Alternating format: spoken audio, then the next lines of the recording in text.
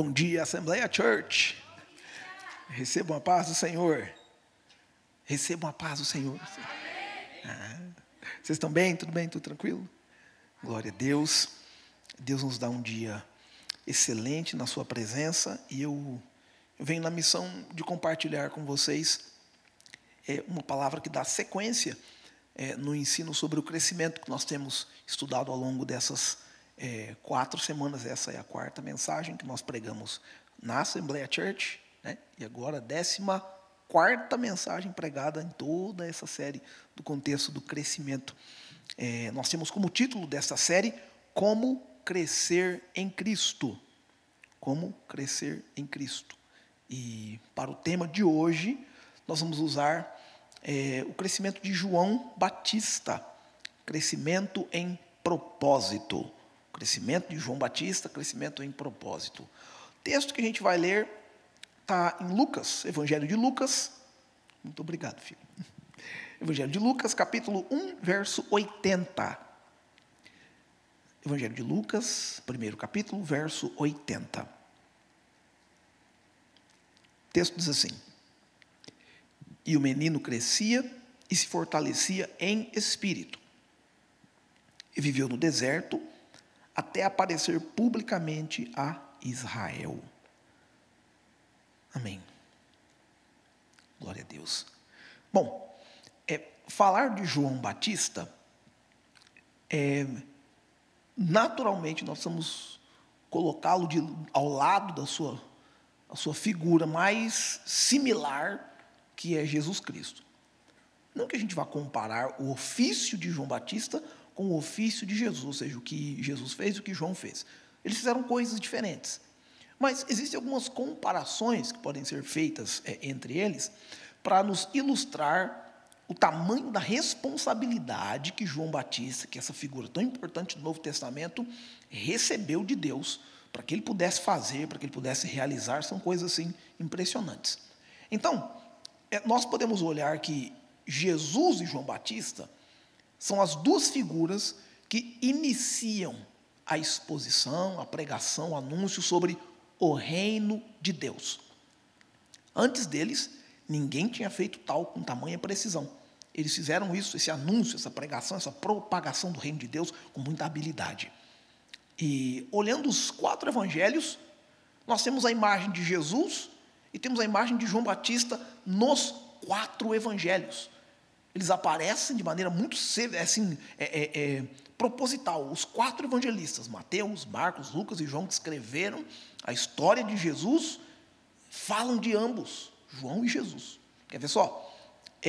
Em Mateus, Jesus é descrito como o rei. Está lá em Mateus 2, verso 2. Onde está aquele que é nascido rei dos judeus? Perguntam os magos. Pois viemos do Oriente, vimos a sua estrela e viemos adorá-lo. Mas em Mateus aparece a figura de João. Em Mateus, João é o arauto do rei. O que é o arauto do rei? Aquele que vai na frente dizer: o rei está chegando aí, gente, o rei está vindo, o rei está chegando aí, ele está vindo, se preparem, se quem está mal vestido se vista, quem está sujo tome um banho, quem está meio todo descabido aí, passe a sua roupa, o rei está chegando. E aí, olha o que aparece em Mateus 3, verso 3. Porque este é o anunciado pelo profeta Isaías. Porque este é o anunciado pelo profeta Isaías. Quem é esse o? É João Batista. Que Isaías diz: voz do que clama no deserto, preparai o caminho do Senhor, endireitai as suas veredas. O profeta Isaías falou que João Batista seria o arauto de Jesus. A profecia de João Batista, da existência dele, do nascimento, do ofício dele, do que ele faria, tem pelo menos 620 anos. Alguém predisse que ele viria fazer o que ele veio fazer e o que ele fez muito bem. Vamos para o Evangelho de Marcos. Em Marcos, Jesus é tido como servo de Deus. Lá, Marcos 10, 45. Pois também o Filho do Homem não veio para ser servido, mas para servir e para dar a sua vida em resgate de muitos. Aí, a gente vai ver Marcos falando de João. Em Marcos, João é o conservo, ou seja, João serve o servo. Ele é o assistente do quinto carimbador. Ele não está nem aí.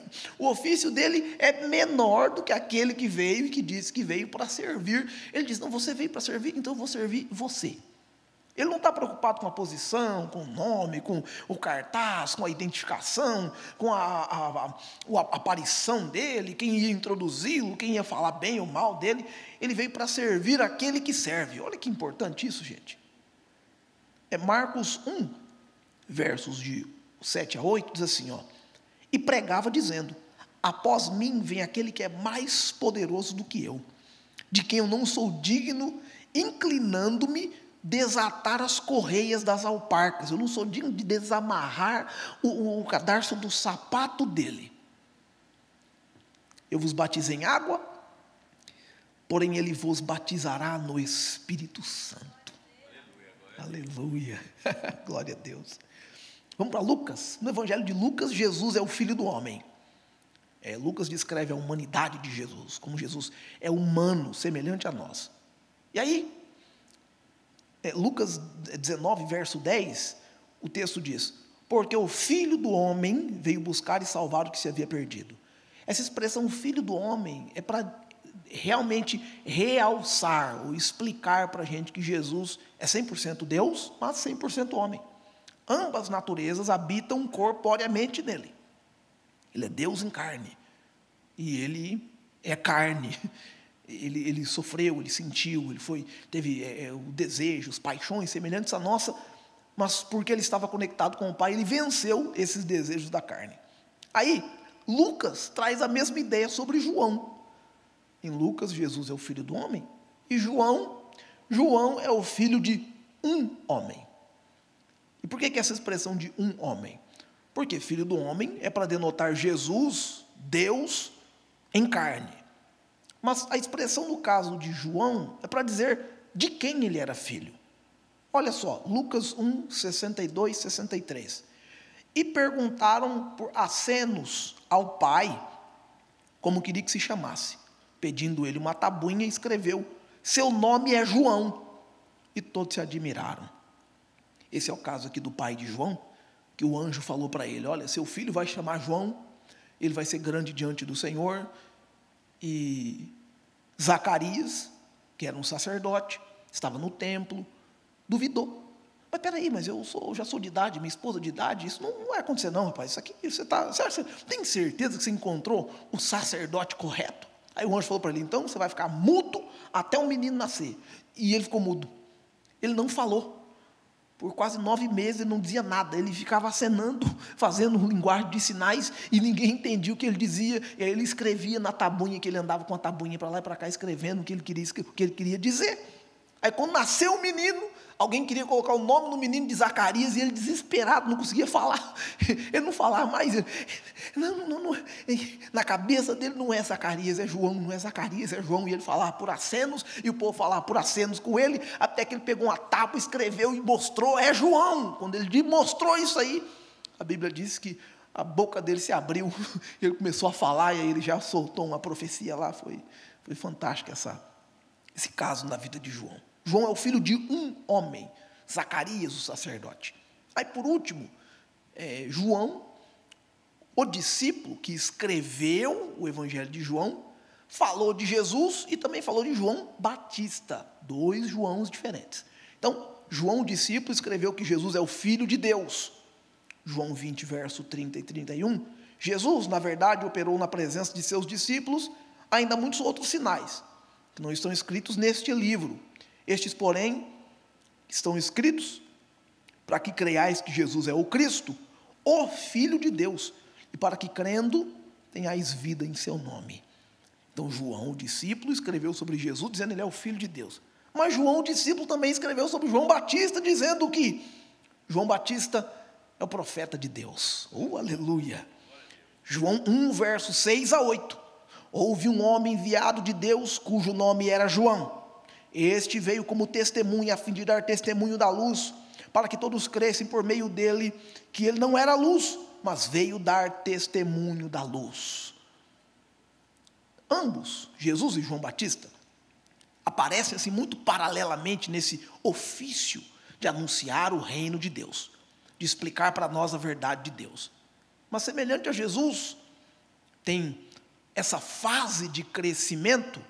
Jesus não nasceu, Jesus nasceu o Messias Salvador, mas ele não era o Messias na sua infância. Ele cresceu e se tornou o Messias, o nosso Salvador. De igual modo, João.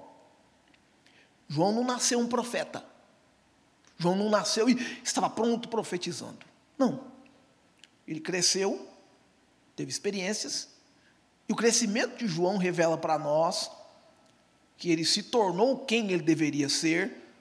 Lucas 3, verso 2, diz assim, veio a palavra de Deus a João, filho de Zacarias, no deserto.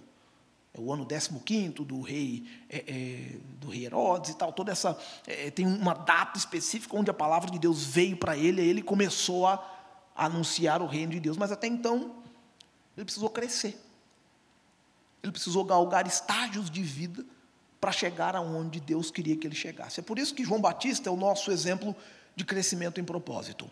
Deus não deseja que a gente cresça por crescer, Ele quer que nós cresçamos em propósito. Tem que ter um significado para o nosso crescimento.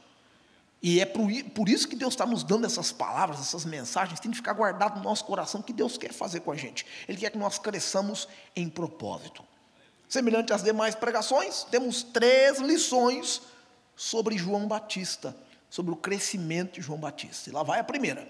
A primeira lição do crescimento de João Batista é: fortalecimento espiritual é mais importante que o crescimento físico. Fortalecimento espiritual é mais importante que o crescimento físico. Não estou falando nada contra o pessoal que vai na academia e quer ficar grandão, não é nada, não. Alguém já fez até, já deu uma olhada, deu uma conferida, ver se está crescendo, está subindo. Alguém já rasgou uma camiseta essa semana? Esse que é o teste, rasgou a camiseta, aí cresceu. Não é esse tipo de crescimento, mas é um crescimento generalizado, porque o crescimento físico tem tanto a ver com a nossa aparência, quanto o nosso crescimento nas coisas materiais, nas coisas do dia a dia, nas coisas da vida. E o nosso fortalecimento espiritual precisa tomar uma proporção de importância para nós, maior do que o crescimento em outras áreas. Isso tem que ser de propósito. Eu preciso ter aqui, no topo da minha cabeça, crescer espiritualmente é mais importante do que fortalecer-me espiritualmente é mais importante do que, porque isso vai fazer toda a diferença na hora que Deus me manifestar. Faz toda a diferença na minha vida eu crescer espiritualmente. Olha o que diz Lucas 1, versículo 80, a primeira parte. Ora, o menino crescia, e se robustecia em espírito. Esse robustecer é a mesma coisa que fortalecer, ficar mais forte em espírito. João crescia fisicamente e se fortalecia em espírito. Logo, a gente pode entender por que é que João se tornou quem João se tornou. Ele se fortalecia em espírito. João foi um dos maiores profetas depois dos 400 anos de silêncio de Deus. Deus não falou com o seu povo por 400 anos.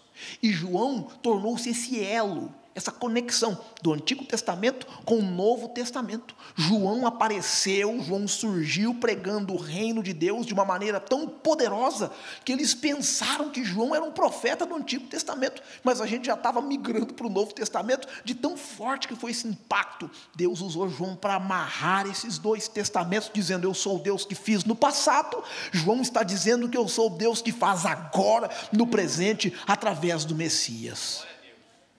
João cresceu em volta do templo, seu pai era sacerdote, ele teve contato contínuo com a lei, com a tradição, com os costumes, os rituais de purificação, as ofertas. Ele era nazireu, separado por Deus, não tocava no defunto, não bebia bebida forte, não cortava o cabelo, a barba, navalha, nem nada. João era barbudão, aquele barbudo assim, considerado. Nem a ponta do cabelo, a navalha tocava de João. João era considerado um nazireu puro. Por que Deus pediu que João fizesse esses votos, tivesse essa postura?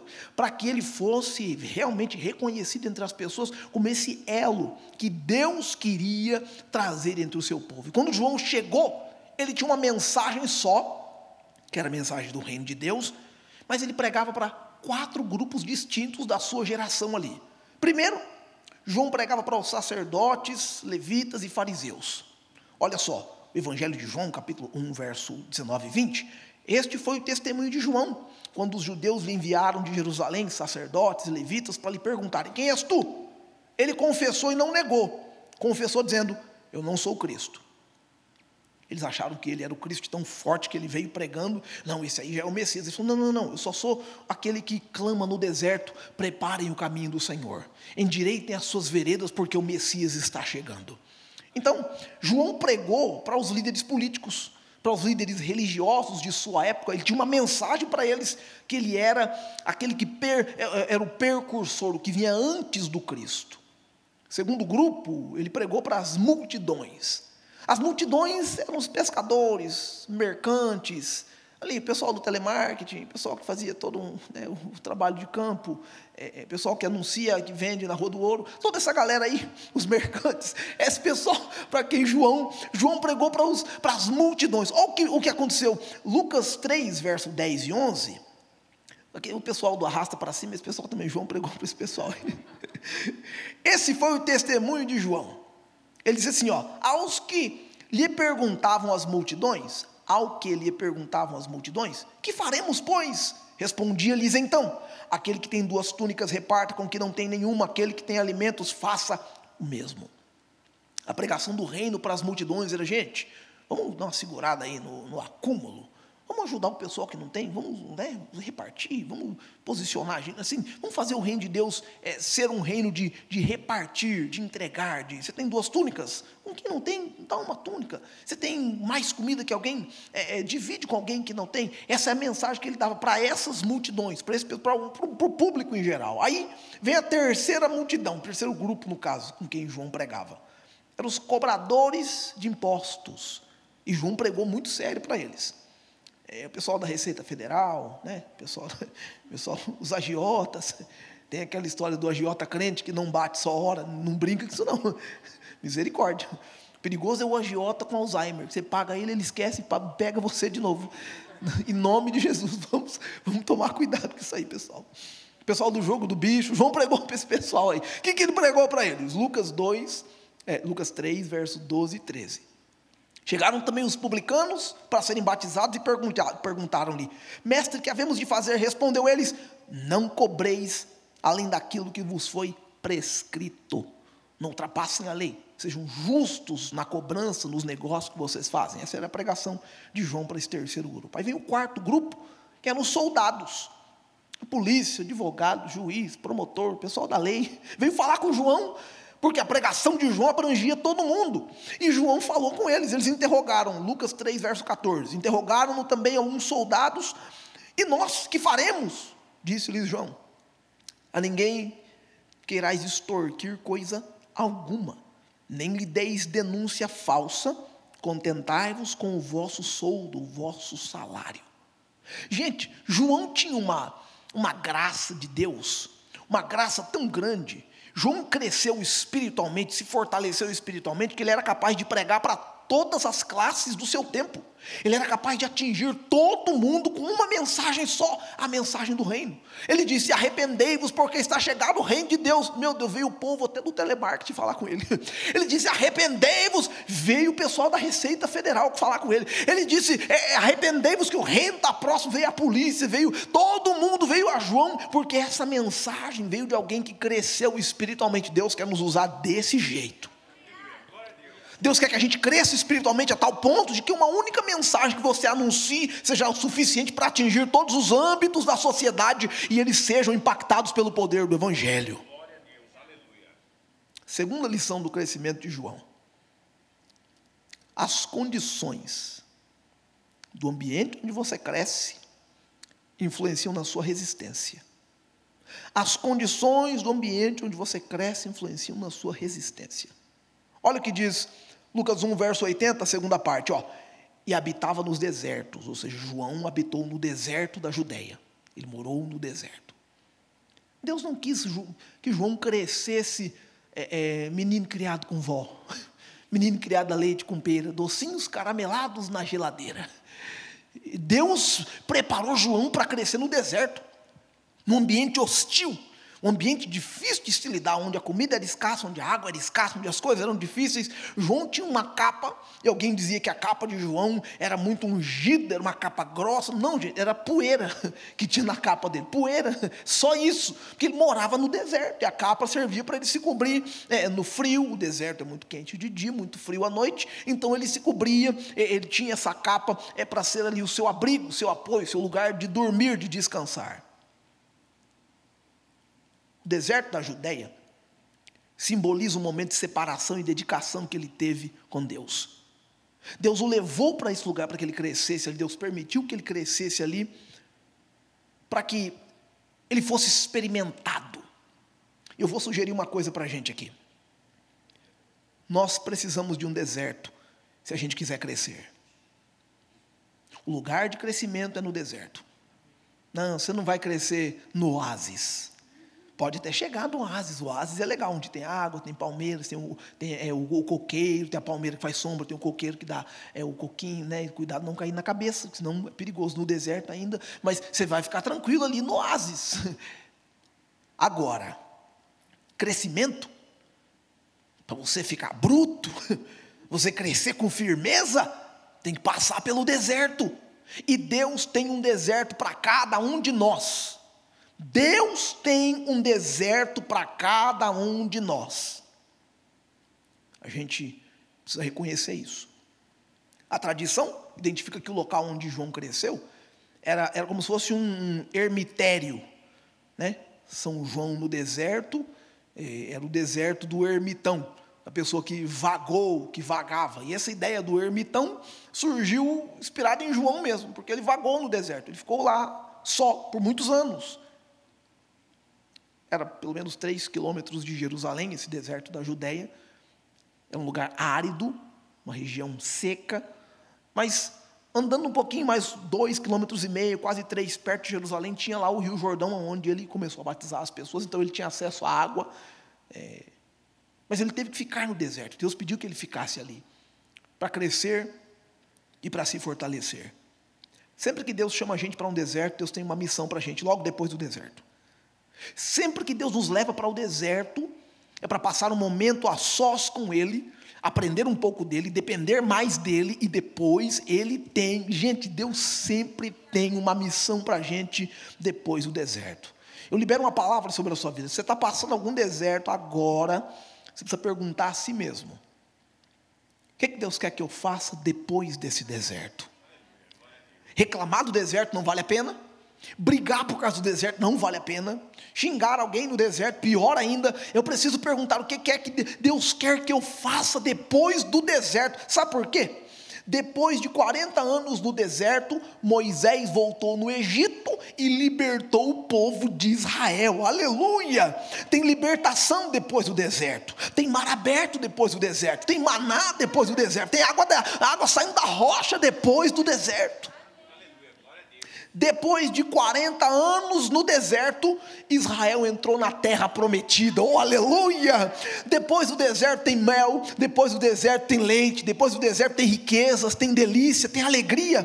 Depois de 40 dias no deserto, em consagração, em batalha espiritual, Elias, o profeta, saiu do deserto e ungiu Eliseu, o seu sucessor. Tem porção dobrada depois do deserto, tem 32 milagres depois do deserto, tem ressurreição, tem azeite na panela, oh aleluia, tem farinha na panela, azeite na botija depois do deserto. Depois de 40 dias no deserto, Jesus saiu do deserto e começou a pregar o reino de Deus. Oh, aleluia, tem ressurreição depois do deserto, tem multiplicação de pães depois do deserto, tem transformação da água em vinho depois do deserto. Depois do deserto tem uma coisa importante que Deus quer que a gente faça. Você pode dizer aleluia. O que você vai fazer depois do deserto? Eu vou partir para o terceiro A terceira lição, o terceiro aprendizado que a gente tem com o crescimento de João Batista, Lucas 1, verso 80, a última parte. Até o dia da sua manifestação a Israel. Essa é a última parte do texto. O menino crescia, se fortalecia em espírito, habitava no deserto, até o dia da sua manifestação a Israel. Oh, eu sinto Deus aqui essa manhã. Zacarias, o pai de João Batista, faleceu por volta do ano 22 depois de Cristo. Sua mãe, por volta do ano 28. João começa a pregar, preparar o caminho, pouco tempo depois desses dois eventos marcantes da sua vida. Jesus começou a pregar aos 30 anos. João era automaticamente 6 meses mais velho que Jesus. 2 anos e meio antes que Jesus começasse a pregar, João começou a pregar e a preparar o caminho para que Jesus viesse. Oh, gente! Até então, João estava no deserto. João estava esperando o dia da sua manifestação. João estava guardado, João estava escondido, João estava ali no stand-by de Deus. Deus falou: João, segura aqui, peraí, entra no aquecimento aí que já vou colocar você para jogar. Espera um pouquinho, meu filho, vai aquecendo aí, vai segurando, segura aí, João, porque eu estou preparando o ambiente, eu estou preparando a terra, estou preparando os governos, estou preparando os sacerdócios, eu estou arrumando a casa para você entrar e começar o seu ministério na hora certa. Oh, aleluia! João apresenta um padrão, e o padrão de João apareceu. Quer ver só?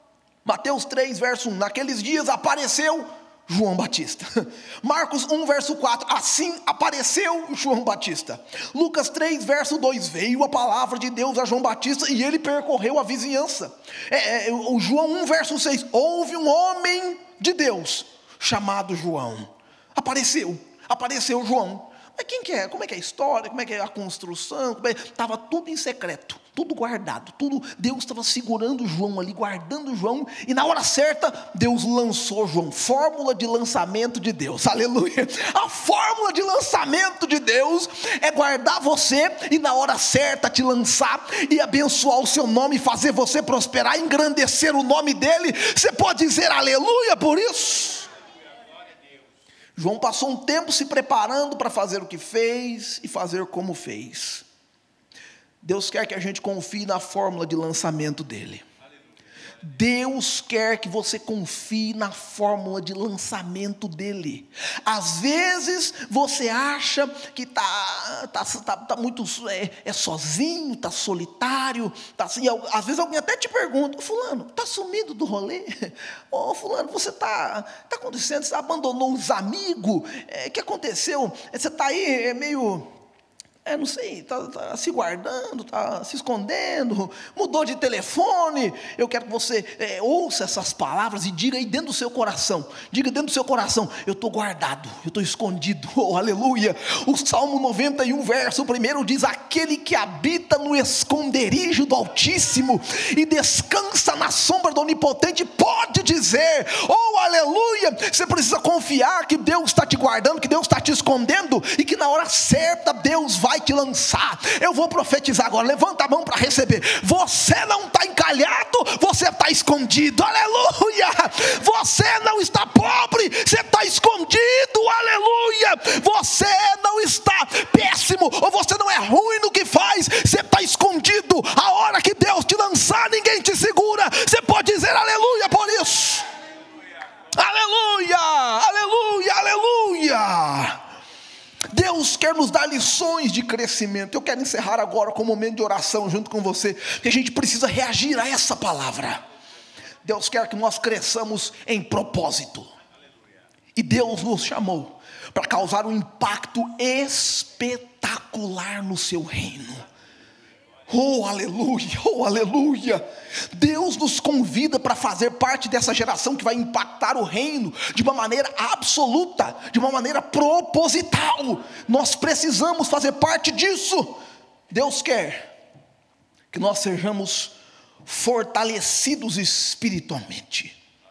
Deus quer que o ambiente desértico, o ambiente árido, seco em que a gente possa estar atravessando, não seja um motivo de reclamação, de tortura, não seja nada que nos atrapalhe, mas pelo contrário, seja algo que nos fortaleça, nos torne fortes o bastante para resistir quaisquer adversidades que nos sobrevenham no decorrer da vida.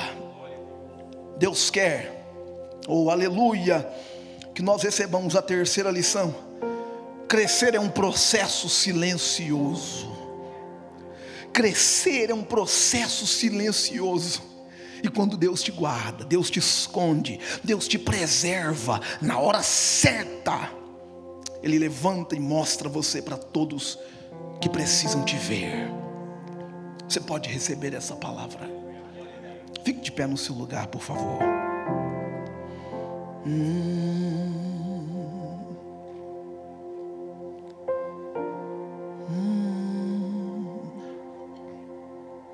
Santo Espírito, és bem-vindo aqui. Vem inundar, encher este lugar. É o desejo do meu coração sermos inundados por tua glória. Oh, aleluia, aleluia.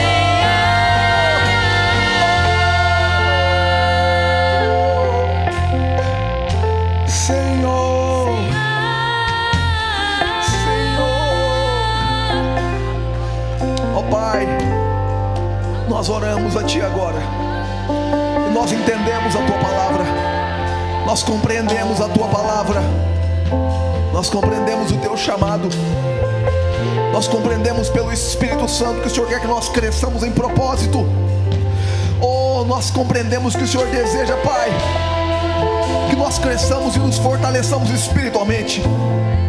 Nós compreendemos que o Senhor deseja que nós cresçamos, ó Pai, de maneira especial, e que o ambiente do nosso crescimento seja, mesmo que ele seja hostil, nós possamos tirar as lições do ambiente e crescer de maneira especial.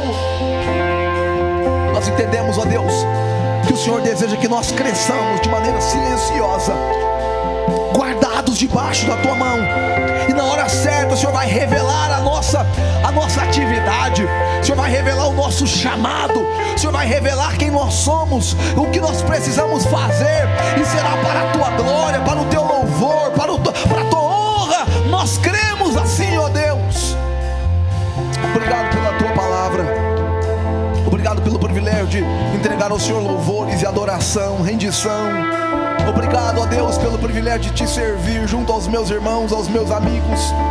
Nós declaramos que o Senhor é digno de louvores nessa casa, e nós tomamos essas palavras como palavras proféticas para o nosso crescimento, em nome de Jesus, em nome de Jesus.